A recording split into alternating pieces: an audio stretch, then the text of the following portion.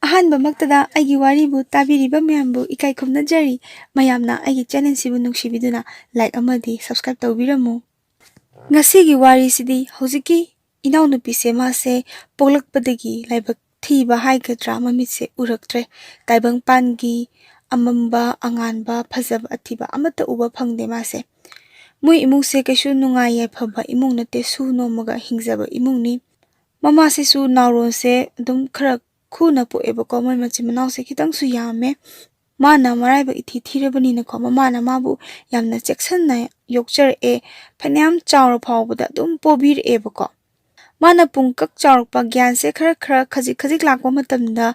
ꯈ꯭ꯋꯥꯏꯗꯒꯤ ꯅꯨꯡꯉꯥꯏꯇꯕ ꯊꯧꯗꯣꯛ ꯍꯥꯏꯔꯒꯗꯤ ꯑꯩꯈꯣꯏꯒꯤ ꯅꯣꯡꯃ ꯃꯄꯥꯅꯅꯦ ꯑꯩꯈꯣꯏꯒꯤ ꯃꯃꯥꯁꯦ ꯌꯥꯝ ꯊꯤꯅ ꯐꯨꯕꯤ ꯍꯥꯏ ꯀꯃꯥꯏꯅ ꯐꯨꯒꯦ ꯍꯥꯏꯕ ꯀꯥꯟꯁꯤꯗ ꯃꯄꯥꯅ ꯃꯃꯥꯗ ꯑꯩꯈꯣꯏ ꯊꯕꯛ ꯑꯃ ꯆꯠꯁꯦ ꯍꯥꯏꯔꯝꯕ꯭ꯔꯥ ꯈꯪꯗꯦ ꯑꯗ ꯆꯠꯁꯦꯅ ꯍꯥꯏꯔꯝꯕꯗꯩ ꯃꯄꯥꯗ ꯍꯤꯗꯥꯛ ꯊꯛꯆꯜꯂ ꯂꯥꯛꯑꯦ ꯃꯃꯥꯅ ꯁꯣꯝ ナꯀꯟꯗ ꯏꯁꯤꯡꯁꯨ ꯃꯀꯣꯛꯇ ꯄꯨꯕ ꯃꯥꯁꯨ ꯄꯣꯕ ꯑꯗꯩ ꯈꯥꯃꯦꯟꯁꯨ ꯍꯦꯛꯑꯒ ꯏꯃꯨꯡꯒꯤ ꯊꯕꯛꯁꯦ ꯂꯣꯏꯁꯤꯜꯂ ꯂꯥꯛꯄꯁꯤꯗ ꯃꯄꯥꯁꯤꯅꯀꯣ ꯃꯉꯣꯟꯗ ꯍꯥꯏꯔꯦ ꯅꯪ ꯏꯁꯤꯡꯗꯣ ꯃꯈꯥꯗ ꯊꯥꯡꯗꯧ ꯑꯩꯅ ꯅꯪꯉꯣꯟꯗ ꯃꯣꯏ ꯂꯝꯗꯨꯗꯤ ꯄꯟꯖꯔꯛꯑꯔꯣꯏꯒꯦꯀꯣ ꯑꯗꯨꯗ ꯆꯠꯁꯦ ꯍꯥꯏꯔꯒ ꯅꯪꯅ ꯌꯥꯗ꯭ꯔꯤꯁꯦ ꯀꯩꯒꯤꯅꯣ ꯅꯪ ꯂꯧꯔꯨꯕꯗꯤ ꯑꯩꯁꯦ ꯂꯩꯈꯥ ꯇꯥꯔꯕꯅꯤ ꯈꯣꯠꯂꯕꯅꯤ ꯍꯥꯏꯗꯤ ꯉꯁꯥꯏꯒꯤ ꯑꯗꯨꯝ ꯇꯥꯏꯅꯐꯝ ꯑꯣꯏꯕꯤꯕꯗꯣ ꯃꯃꯥꯁꯦ ꯁꯤꯗꯩꯁꯤꯗ ꯑꯩꯈꯣꯏꯒꯤ ꯆꯩꯅ ꯐꯨꯏ ꯍꯥꯏ ꯆꯩꯁꯦ ꯀꯔꯝꯕ ꯆꯩꯅꯣ ꯍꯥꯏꯕꯗ ꯃꯇꯝꯗꯨꯗ ꯑꯩꯈꯣꯏ ꯊꯥꯏꯅꯉꯥꯏꯒꯤꯅꯦ ꯆꯩ ꯊꯣꯡꯂꯣꯟ ꯆꯩꯅ ꯑꯃ ꯂꯩ ꯍꯥꯏ ꯁꯤꯁꯤꯅ ꯃꯃꯥꯒꯤ ꯐꯩꯒꯟꯁꯤꯗ ꯐꯖꯅ ꯀꯟꯕꯖꯥꯠꯅꯤꯗ ꯏꯅꯥꯎꯅꯨꯄꯤꯁꯦ ꯃꯥꯁꯨ ꯈꯥꯝꯕ ꯉꯝꯖꯗꯦ ꯇꯁꯦꯡꯅ ꯃꯃꯤꯠꯀ ꯎꯖꯗꯕꯅꯤ나 ꯀꯞꯆꯔꯒ ꯇꯨꯃꯤꯟꯅ ꯈꯥꯡꯉꯦꯕꯀꯣ ꯃꯇꯝꯗꯨꯗ ꯇꯥꯏꯕꯪꯒꯤ ꯐꯖꯕ ꯑꯊꯤꯕ ꯑꯃꯠꯇ ꯎꯕ ꯉꯝꯖꯗ꯭ꯔꯒꯁꯨ ꯃꯄꯥꯅꯀꯣ ꯃꯃꯥꯗ ꯑꯗꯨꯛ ꯇꯝꯊꯤꯅ ꯐꯨꯕꯒꯤ ꯃꯈꯣꯟꯗꯣ ꯇꯥꯔꯒ ꯅꯤꯡꯁꯤꯡꯂꯒ ꯃꯥꯁꯦ ꯀꯤꯁꯨ ꯌꯥꯝ ꯀꯤꯖꯕ ꯀꯞꯁꯨ ꯌꯥꯝ ꯀꯞꯄ ꯁꯤꯗꯒꯤ ꯃꯥꯁꯦ ꯇꯨꯝꯊꯈ꯭ꯔꯕꯖꯥꯠꯅꯤꯗ ꯑꯗꯒꯤ ꯇꯨꯝꯊꯔꯒ ꯅꯣꯡꯉꯥꯜꯂꯝꯗꯥꯏꯁꯤꯗ ꯃꯥꯁꯦ ꯉꯁꯥꯏꯒꯤ ꯑꯗꯨꯝ ꯅꯤꯡꯁꯤꯡꯕꯣꯏ ꯀꯩꯕꯣꯏ ꯇꯧ ꯃꯥꯁꯦ ꯈꯪꯂꯥꯎ ꯂꯥꯎꯋꯦ ꯑꯗ ꯃꯃꯥꯁꯤꯅ ꯀꯩꯗꯧꯔꯒꯦꯅ ꯍꯪꯉꯦ ꯃꯥꯁꯦ ꯄꯥꯈꯠꯆꯕꯩ ꯃꯥꯁꯦ ꯃꯃꯥꯗ ꯀꯣꯜꯂꯒ ꯀꯣ ꯀꯞꯅꯤꯡꯕꯗꯣ ꯐꯥꯖꯤꯜꯂꯒ ꯃꯃꯥꯅ ꯃꯥꯕꯨ ꯊꯦꯝꯕꯤꯔꯒ ꯑꯍꯤꯡꯗꯨꯃ ꯇꯨꯃꯤꯟꯅꯈꯤ ꯃꯣꯏ ꯕꯕꯥꯁꯦ ꯃꯇꯝꯁꯤꯗ ꯌꯨꯁꯦ ꯌꯥꯝ ꯊꯛꯏꯀꯣ ꯍꯤꯗꯥꯛꯁꯦ ꯏꯃꯨꯡꯗꯒ ꯃꯤ ꯄꯨꯁꯜꯂꯒ ꯑꯗꯨꯝ ꯄꯪꯊꯛꯇ ꯊꯛꯄꯤꯗꯣ ꯊꯛꯑꯒ ꯊꯕꯛꯄꯨꯗꯤ ꯑꯗꯨꯝ ꯁꯨ ꯅꯣꯝꯖꯕ ꯑꯗꯨꯕꯨ ꯌꯨꯝꯗ ꯄꯨꯁꯜꯂꯒ ꯊꯛꯄꯁꯦ ꯇꯣꯏꯅ ꯊꯛꯑꯦꯗꯅ ꯑꯗꯨꯃꯥꯏꯅꯒ ꯊꯛꯑꯒ ꯂꯩꯕꯁꯤꯗ ꯃꯥꯅꯁꯨ ꯅꯨꯡꯉꯥꯏꯖꯗꯦ ꯃꯥꯅ ꯆꯍꯤ 5 ꯐꯥꯔꯛꯄ ꯁ꯭ꯋꯥꯏꯗꯒꯤ ꯃꯥꯁꯦ ꯕ꯭ꯂꯥꯏꯟ ꯁ꯭ꯀꯨꯜ ꯑꯃꯗ ꯑꯦꯗꯃꯤꯁꯟ ꯇꯧꯔꯒ ꯇꯝꯃꯛꯑꯦ ꯑꯗꯣ ꯃꯣꯏꯒꯤꯗꯤꯀꯣ ꯃꯤꯠ ꯎꯗꯕꯅꯤꯅ ꯕꯣꯔꯗꯤꯡꯗ ꯂꯣꯏꯅ ꯂꯩꯌꯦ ꯑꯗꯨꯒ ꯂꯥꯏꯔꯤꯛꯁꯦ ꯇꯝꯃꯤ ꯕꯣꯔꯗꯤꯡꯗ ꯂꯩꯕ ꯀꯥꯟꯁꯤꯗꯁꯨ ꯃꯥꯁꯦ ꯃꯇꯝ ꯑꯌꯥꯝꯕꯗ ꯋꯥꯈꯜꯁꯦ ꯁꯨꯡꯅꯨꯡ ꯅꯨꯡꯉꯥꯏꯇꯦ ꯊꯥꯞꯅ ꯂꯩꯔꯒ ꯃꯥꯒꯤ ꯑꯄꯣꯛꯄꯤ ꯃꯃꯥꯗꯣ ꯃꯄꯥꯗꯨꯅ ꯐꯨꯕꯤꯔꯝꯒꯗ꯭ꯔꯥ ꯇꯥꯊꯤ ꯇꯥꯑꯣꯏꯅ ꯇꯧꯕꯤꯔꯝꯒꯗ꯭ꯔꯥ ꯑꯩꯈꯣꯏꯒꯤ ꯏꯅꯥꯛ ꯀꯩꯔꯥꯛ ꯈꯨꯟꯕ ꯏꯃꯨꯡꯃꯛꯁꯨ ꯅꯠꯇꯕꯅꯤꯅ ꯏꯃꯥꯗꯨꯕꯨ ꯀꯔꯤ ꯆꯥꯔꯝꯒꯅꯤ ꯑꯩꯒꯤꯗꯃꯛꯇ ꯍꯣꯠꯅꯕꯗ ꯋꯥꯔꯕ ꯖꯥꯠꯂꯅ ꯌꯥꯝ ꯑꯉꯥꯡ ꯑꯣꯏꯔꯤꯉꯩꯗꯒꯤ ꯃꯥꯁꯦ ꯏꯃꯨꯡꯒꯤꯗ ꯑꯗꯨꯝ ꯈꯜꯂꯒ ꯂꯥꯛꯆꯩ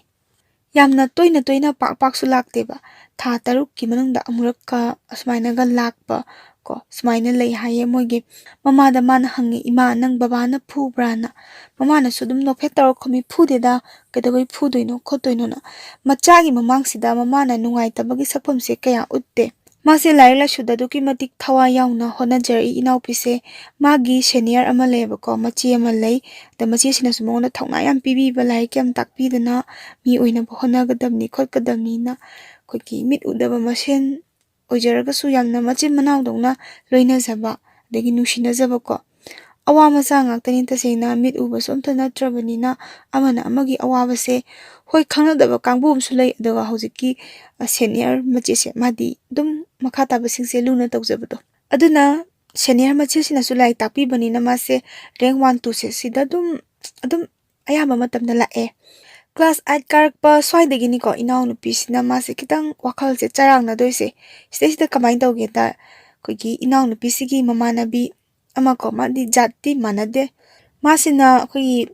ꯏꯅꯥꯎꯅꯨꯄꯤꯁꯦ ꯁꯤꯗꯩꯁꯤꯗ ꯐꯩꯔꯦꯡ ꯇꯨꯔꯦꯡ ꯋꯥꯁꯦ ꯍꯥꯏꯖꯟꯕꯖꯥꯠꯅꯤꯗ ꯃꯥ ꯃꯁꯥꯒꯤ ꯑꯣꯏꯅ ꯍꯧꯖꯤꯛꯀꯤ ꯅꯨꯄꯤꯁꯦꯀꯣ ꯑꯣꯏꯗ ꯄꯥꯗꯕ ꯈꯔ ꯉꯥꯡꯒꯟꯕꯤ ꯊꯣꯛ ꯊꯥꯛ ꯈꯔ ꯇꯧꯒꯟꯕꯤ ꯑꯣꯏꯕ ꯖꯥꯠꯂꯀꯣ ꯇꯁꯦꯡꯅ ꯃꯤꯠꯄꯨꯗꯤ ꯎꯕ ꯅꯠꯇꯦ ꯃꯥꯁꯨ ꯑꯗꯨꯃꯛꯅꯗꯤ ꯑꯣꯏꯔꯒ ꯃꯤꯠ ꯎꯕ ꯑꯩꯈꯣꯏ ꯃꯌꯥꯝꯒꯤ ꯃꯔꯛꯇꯁꯨ ꯂꯩꯗꯅ ꯑꯣꯏꯗ ꯄꯥꯗꯕ ꯊꯣꯛ ꯊꯥꯛ ꯇꯧꯕ ꯑꯃꯗꯅ ꯑꯃ ꯍꯥꯏꯖꯟ ꯑꯃꯗꯅ ꯑꯃ ꯍꯥꯏꯖꯟ ꯇꯧꯕ ꯃꯤ ꯂꯩꯗꯅ ꯑꯗꯣ ꯁꯨꯃꯥꯏꯅ ꯇꯧꯕ ꯃꯤ ꯑꯣꯏꯔꯝꯒꯗꯕ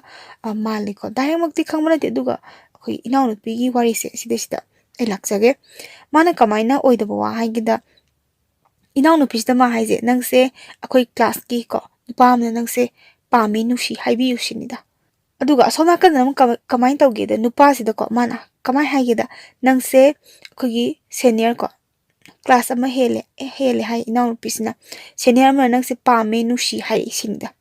inaw nupisina di matam sida khongi as ai talida nupa koiba akoina hauji oiriba phibam jida mase kesu oiroi paroi dabanena khanjebako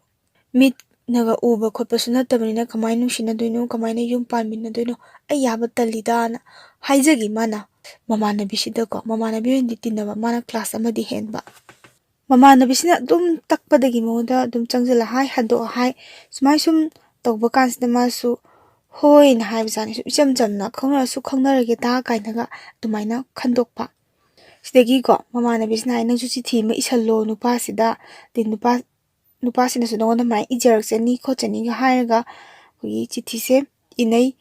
mogi mit udaba singi ko mogi akogi khu se ko handwriting se kamai khangnage da moidi keno tawidana dot tawraga namaga khutna maraga yengaga aduda khangidana adumaina inai hayo ko moidi dumain inara kasida letters yam tena ireba ko chithi se nupa sina hojigi inaw nupisida nushi mana matamduda ko punsigi ahanbani khonjen tabasu natri duga wari saksak akoi mayoknada sanabasu natte adubu handwriting do khotang man irakpo haidu katang yengjarura kanda yengba habidi sum khutnaga paraga khogi watto iraiba wahaido yengjaruraga nushiba ma phawgi punsigi ahanba oina sidagi managa nushimambagi ko blank paper daga nupasi mingne duga magi mingne pik thanaga dum isalaga thambado mamanabi se sisnaga dum hai asnagi lainai mamanabi se sisinaga dum hai mod asnangdi laina se yam henjalamena gainaga laknabado sumaina tawdana moise phone wari sanare phone se hojigi inaw nupi se madi paiba natte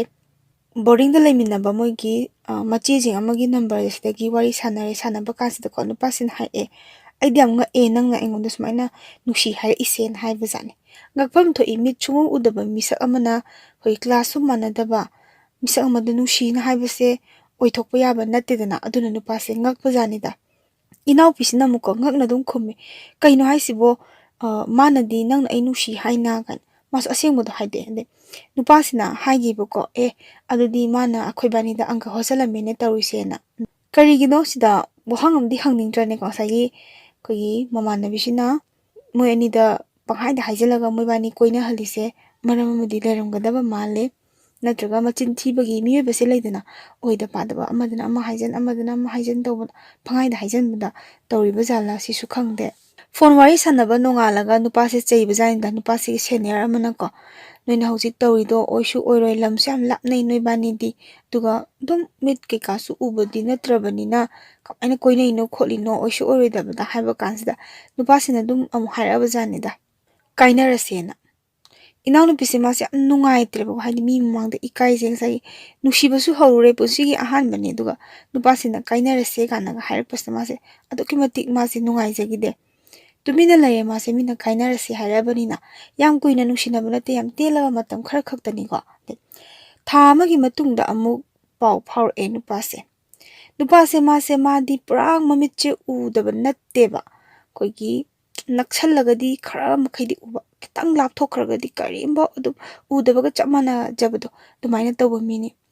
nongma inaw pisna classroom tamna lakpasida ko hojiki nupase ma khangaramba nupase sisina mase makhut paiga chingak pajanda makhuse ta pair kenom haigi chingba kansda inaw nupisina di masakto khangdabanina kogi mongonda su dumaina kanamtona chingba khotpa tawde mase khangboy kariboy kanano mi usitra kaina ko yam sauna ngangenda nupasina aine lai khawdonda thammo ai nongonda kenomta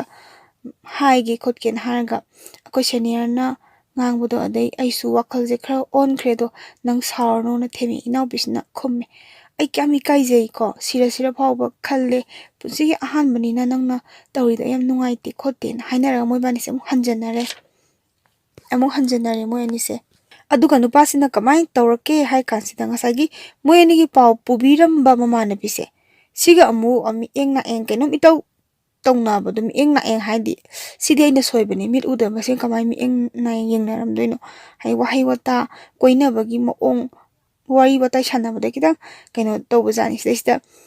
koi moidi boring da loi thambani na ko room pundrasu pau ikhangda khangnabado hौजिकी मोइबानी की पाउ पुबिरम नुपी से सिसिगी मोइ class मानबा को हौजि इनाउ पियो गरी room पुन बजान सिसनम हाइरे नंगा कोइनाबा नुपादो अदुदो मोइ अनि से वंगांग संगा अमा कैनोमा इतौ तौबी दो मोइ से कोइनाबा मालिंगो का हाइ इनाउ पि सिनदि याम चमना खलेबा अस कोइनारमोइदा मोइ अनिना माना पाउ पुरगा इबानी खंगनाबनी कोइनारमोइ हाबा मोइ सोना का लोना कैनोम तौरि जाने सितगी नोम इथा थाजदना को इनाउ पिसिगा मा खंगनरिबा नुपासिगा मोइनी पाउ पुबिबा ममानबिसे सिसना माइ नंबर दोम त लौगे द पियुनेन हारगा मादी फोन पाएबको लोना पाइबा जानिदा अद फोन पाइबा कांसिदा मासे इचम चमना पिथोखरे नंबर से पिथोखरगा मोइनी थंगनाबा रूमदा वारी सानरी बोइरे अद वारी साने न तबने इंगना सानरदि फदोबा तागेसु ताजरसनु मतादौना को ममानबिसना आई लव यू काइना हाइनरब जानिदना मोइदि अदे अमुजना आई लव यू टू काइना हाइनरे हौजिकी इनाउ पिसे मासे अदुकी मतिक नुंगाइत्रेबा मासे कपनिंगे मासे कैनो मोइन तौरिसिबोना मानदि याम चमना खलुरगा करिनो मकोक चाकपगिरा को हौजिकी ममानबिसे मकोक चाकपगिरा नत्रगा ngasai माना नुपासे खonjen दाबदा पामजबैरा नुसिबैरा अदु ngamdabadai माना पंखाइदा हाइजलगा अनिसे कोइनागिबदai चाकतना मागा कोइनारिरा सी ओइरम्बा याइ ओइरमदबा याइ खोइना खंगुद्रे स नुंगदि दुम नुंगाइत्रेबको मासे नुपिसे कमाइन तौगेदा ममानबी अतोप्पा अमदा मुको मोइबाइसे पुरा काइनरेदि हाइबा नतबा इनाउ पिसे गौजि नुपासे काइनरसी काइन नुपासना केम हाइदबिदा ममानबी अतोप्पा मदंग प्रपोज तौसन्दना खोसन्दना पंगलैदा लैबा नुपा ओइदैरको सुमाइना ओइबजानि हाइदि मादि मितु कितंग कितंग सु उबनिना फजबा उबगी पंहाइदा हाइरिरा अदुसु खंगदे इनाउ नुपिसे मासे नुंगाइता खंगजरे सितगी को मासे तुमिना थवाइ नुंगाइता लैरिङसिदा हौजिकी इमान कैनोसे इनाउ नुपिसे गी ममानबी क्लासमेट अमन हायबको नंगी नुपासे मासे आई खाइगे को मासे ममित याम ngawi खोली सिनिदा इनाउ पिसनदि होय येंगु खोलु तसेंगना फोन वारि ngak सानबा खोपदि आई नंगोंदे हेना नुसिबा कनाम लैते खोते कान हाइबस मासु थाजरुदना होय येंगुने खायुने हानदेसु दुम कितंग को नुपिसे हाइ खोतन तौबसिदा ना मासे यारुरे अदुमाइना फोन दा फागी खाइबदगी अमु अदुदुगा मुनुसिना थोखरबा इनाउ नुपिसे सावरे को देना नुपि कोइबा खोपा ना फोन वारि जखगा हाइनबसदा हौजिकी को मा खंगनरिबा नुपासिना याम उसितनागा हाइरमबदो तानिंगदे को अदुमाइना जगत nganगनु खोतकनु ना साउनबगी फरजु फत्रसु आइना खंगनरिबा आइना लौगदरिबा नुपिसे ममित उबा मिनी नंगुम्बी नत्ते काइनागा हाइरकपा जातनिदा इनाउ नुपिसिदि खंगिनी को मसाइ ममानबिदुसु मासु ममित उबा नत्ते दुबु मियोबसे अहेंबा याम पामी हौजिकी नुपादुसु नुंगु नुंगाइते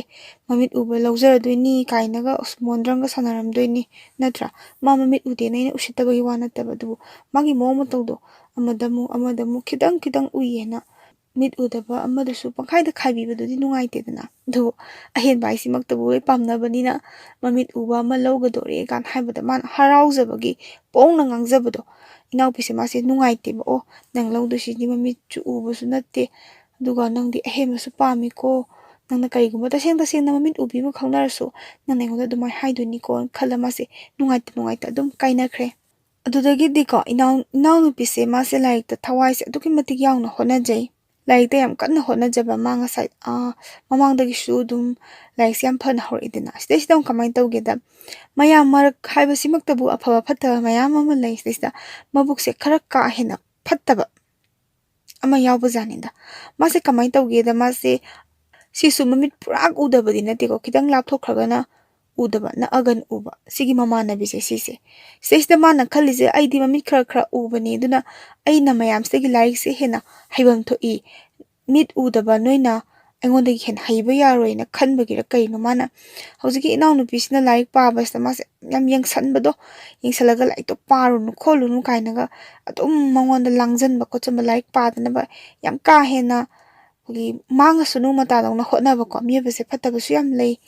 सिनी फत्तबा थेंगनबदि याम वाय अफबा थेंगनरगदि याम नुंगायदो इनाउ नुपिसिसुको मासु उपाय लैतबनिना मिया खतनबसु एक तनबनिना मासु अहिंदा पारगा दगी अयुक नुंथिंदना तुम्बिगा तौरा लैबसदा सुमाइना तौबसिदा खोगी ngसाइगी ꯃꯕꯨꯛ ꯌꯥꯝ ꯐꯠꯇꯕꯤ ꯀꯣ ꯃꯣꯏ ꯃꯃꯥꯟꯅꯕꯤꯁꯦ ꯁꯤꯗꯤ ꯃꯥꯗꯤ ꯍꯔꯥꯎꯖꯔꯕ ꯃꯥꯁꯦ ꯂꯥꯏꯔꯤꯛ ꯄꯥꯗꯦꯅ ꯑꯗꯩ ꯋꯥꯔꯗꯦꯟꯅꯗꯤ ꯈꯪꯗꯕꯅꯤꯅ ꯆꯩꯔꯦ ꯅꯣꯡꯉꯥꯟꯕꯩ ꯅꯨꯃꯤꯠ ꯇꯥꯕ ꯇꯨꯝꯗꯅ ꯂꯥꯏꯔꯤꯛꯀ ꯄꯥꯗꯦ ꯈꯣꯠꯇꯦꯅ ꯑꯗꯩ ꯃꯣꯏ ꯔꯨꯝ ꯄꯨꯟꯃꯤꯟꯅꯕꯀꯣ ꯃꯃꯥꯟꯅꯕꯤꯁꯤꯡꯅ ꯈꯨꯝꯕꯤ ꯏꯅꯥꯎꯅꯨꯄꯤꯁꯤꯒꯤ ꯑꯩꯈꯣꯏꯒꯤ ꯃꯃꯤ ꯀꯣ ꯃꯣꯏꯗꯤ ꯃꯃꯤ ꯀꯧꯋꯦ ꯃꯃꯤ ꯃꯥꯗꯤ ꯑꯩꯈꯣꯏꯒꯤ ꯑꯍꯤꯡꯗ ꯂꯥꯏꯔꯤꯛ ꯄꯥꯕꯅꯦ ꯑꯗꯨꯒ ꯍꯧꯖꯤꯛ ꯃꯥ ꯁꯨꯝ ꯇꯨꯝꯕꯒ ꯂꯩꯕꯒꯤ ꯋꯥꯅꯤ ꯑꯍꯤꯡꯗ ꯐꯖꯅ ꯄꯥꯕꯅꯦꯅ ꯍꯥꯏ ꯁꯤꯗꯒꯤ ꯋꯥꯔꯗꯦꯟꯁꯤꯁꯨ ꯑꯗꯨꯝ ꯈꯪꯉꯛꯑꯕ ꯃꯥꯜꯂꯦꯕꯀꯣ ꯃꯥꯅ ꯃꯊꯛꯇ ꯀꯥꯈꯠꯂꯒ ꯑꯍꯤꯡꯗ ꯂꯥꯏꯔꯤꯛ ꯄꯥꯕꯁꯦ ꯑꯩꯈꯣꯏꯒꯤ ꯆꯨꯒ ꯂꯧꯔꯒ ꯄꯤꯔꯛꯑꯦ ꯍꯥꯏꯌꯦ ꯆꯨꯁꯦ ꯆꯥꯎ ꯅꯨꯃꯤꯠ ꯁꯤꯡꯅꯕ ꯑꯗꯨꯒ ꯌꯥꯝꯅ ꯊꯦꯡꯉꯐꯥꯎ ꯄꯥꯒꯅꯨ ꯅꯁꯥꯗꯣ ꯁꯣꯛꯀꯅꯤ ꯇꯨꯝꯕ ꯆꯥꯕ ꯃꯇꯝ ꯅꯥꯏꯌꯣ ꯀꯥꯏꯅꯒ ꯁꯨꯃꯥꯏꯅꯒ ꯍꯥꯏꯕꯤꯌꯦꯕ ꯁꯤꯗꯒꯤ ꯉꯁꯥꯏꯒꯤ ꯃꯕꯨꯛ ꯌꯥꯝ ꯐꯠꯇꯕꯤ ꯃꯃꯥꯟꯅꯕꯤꯗꯣ ꯑꯁ ꯃꯥꯅꯒ ꯀꯜꯂꯛꯄꯒꯤ